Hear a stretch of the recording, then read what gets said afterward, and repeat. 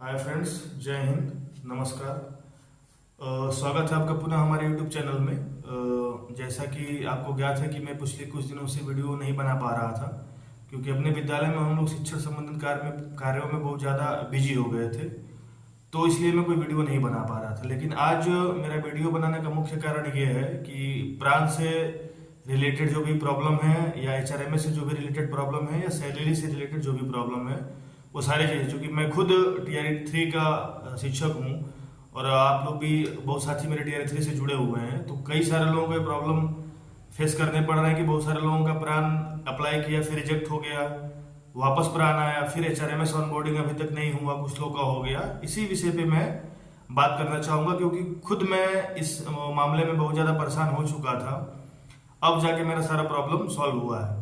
साथियों, मैं बता दूं कि जो मैंने अपना प्राण पहली बार अप्लाई किया था वो 27 जून को अप्लाई किया था मैंने।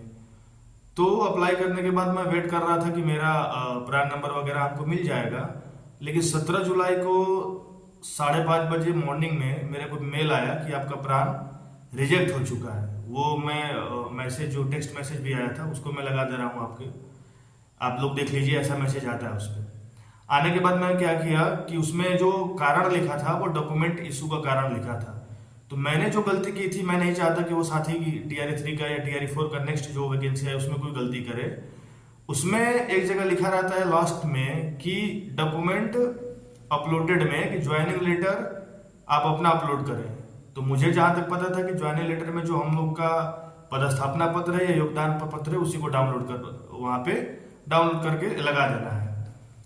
लेकिन मैं जो 2 पेज अपलोड कर दिया तो लास्ट में जो रिजेक्ट का मैसेज आया वो कैटेगरी लिखी कि किस वजह से मेरा प्राण रिजेक्ट हुआ, तो उसमें यही लिख कर आया कि डॉक्यूमेंट, मतलब टोटल डॉक्यूमेंट हमने नहीं लगाया है। तो कुछ हमारे जो शिक्षक साथी हैं उन्होंने सारा डॉक्यूमेंट लगाया था, उनका आ गया था। जैसे उन्होंने आधार भी लगाया, पैन कार्ड लगा दिया था, प्रोविजनल ज्वाइनिंग लेटर लगाया, फिर ये आपका जो फाइनल ज्वाइनिंग लेटर मिला पदस्थापना योगदान वो लगा दिया और बैंक पासबुक लगा दिया।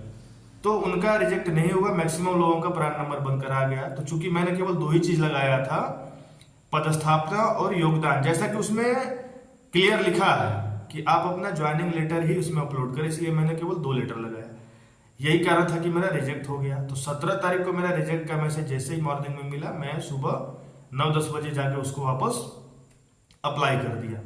अप्लाई करने के ठीक 10 दिन बाद यानी 27 जुलाई को मेरा प्राण नंबर बनकर आ गया। वो मैं आपको लगा दे रहा हूँ, जैसा सक्सेसफुल का जो मैसेज आया, प्राण नंबर जो मेरा आया उसको आप देख लीजिएगा।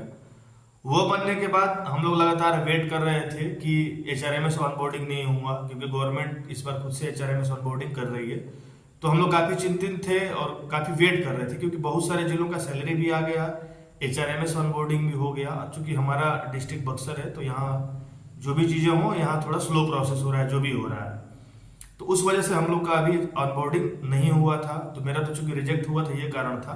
अभी धीरे धीरे लोगों का ऑनबोर्डिंग होने लगा, तो मेरा ऑनबोर्डिंग का मैसेज आज आया है। तो मैं वो भी लगा दे रहा हूँ कि कैसा वो मैसेज आपको आ रहा है। तो काफी अच्छी चीजें हैं, चलिए कि ये कम से कम ऑनबोर्डिंग का मैसेज आ गया। आप लोग भी जो मेरे भाई बक्सर जिले से जुड़े हैं वो भी कमेंट के माध्यम से बताइए कि आपका प्राण का मैसेज आया कि नहीं, एचआरएमएस ऑनबोर्डिंग हुआ कि नहीं। और कुछ मेरे भाई शिक्षक साथियों का जो सैलरी है टीआर 3 का वो आया कि नहीं आया, क्योंकि काफी लोग वेट कर रहे हैं। तो आप लोग के कमेंट करने के माध्यम से ये पता चल जाएगा कि हमारे जिले में, बक्सर जिले में टीआर 3 का सैलरी आया कि नहीं आया। अब ऑनबोर्डिंग होने के बाद आई होप, और मुझे उम्मीद भी है, जैसा कि लोग बता रहे हैं कि ऑनबोर्डिंग होने के बाद एचआरएमएस के सैलरी धीरे धीरे लोगों की आने लगेगी। अब एक बार में सारे लोगों की पूरे जिले की आएगी, या जिनका 1 by 1 ऑनबोर्डिंग होता जा रहा है एचआरएमएस पे, कुछ शिक्षक साथियों का जैसे 1 to 5 में, 6 to 8 में, 9 to 10th में या 11-12th में, वैसे कैटेगरी वाइज आएगा।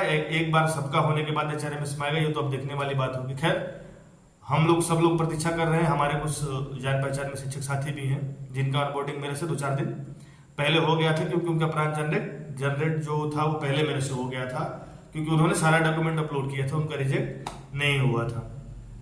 तो ये सारी चीजें रही जो मैं चाह रहा था मैं आप लोग से शेयर करूं कि भविष्य में कभी भी कोई भी ऐसे काम करे तो आप केवल YouTube के माध्यम से देखकर वो काम ना करें, क्योंकि एक किसी चैनल के माध्यम से मैंने देखकर और 2 चीजें जो डॉक्यूमेंट था वो अपलोड किया था, जिसके कारण मेरा रिजेक्ट हुआ था। हो सकता है जिन्होंने वो वीडियो बनाया उनको भी जानकारी ना रहा हो, लेकिन जो गवर्नमेंट से लेटर मिला था उसमें साफ साफ लिखा था कि सारे डॉक्यूमेंट आपको अपलोड करने हैं। लेकिन जब हम लोग अप्लाई कर रहे थे तो जो उसमें कॉलम बनकर रहा था डॉक्यूमेंट अपलोड करने का, साइड पे ब्रांच जनरेट के ENSDL जो साइट है उस पे केवल यही लिखकर आ रहा था कि आप अपना ऑफर लेटर या ज्वाइनिंग लेटर अपलोड करें। उस हिसाब से हम लोग का जो 2 मिला था, पदस्थापना पत्र और योगदान पत्र, वही हमने अपलोड किया था। खैर ये सारी चीजें रही। अब तो काफी अच्छा है कि मेरा प्रान नंबर भी आ गया, ऑनबोर्डिंग भी हो गया, और जैसे सब लोग शिक्षक साथी इंतजार करें सैलरी का, मैं भी कर रहा हूँ।